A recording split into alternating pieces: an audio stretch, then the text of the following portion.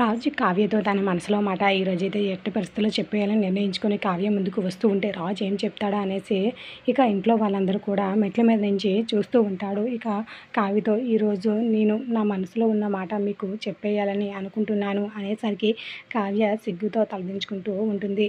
మీ కళ్ళల్లో కనిపించేది నేను చెప్పేది ఒకటే అని నాకు నమ్మకం కలిగింది. అందుకే ఈరోజు నా మనసులో నా మాట అని మీకు చెప్పేస్తాను. మీరు అంగీకరిస్తారనే, మీరు ఒప్పుకుంటారనే నేను అనుకుంటున్నాను అనేసరికి ఏం చెప్తారా అనేసి కావ్య ఎగ్జాక్ట్‌గా చూస్తూ ఉంటుంది.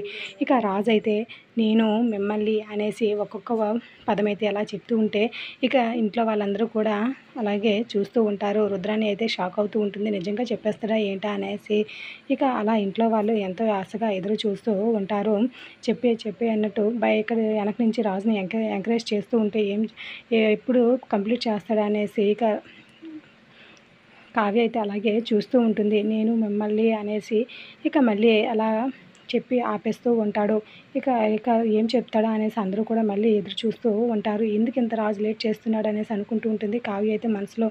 ఇక ఇది reserve promo. Like the video. Thanks for watching.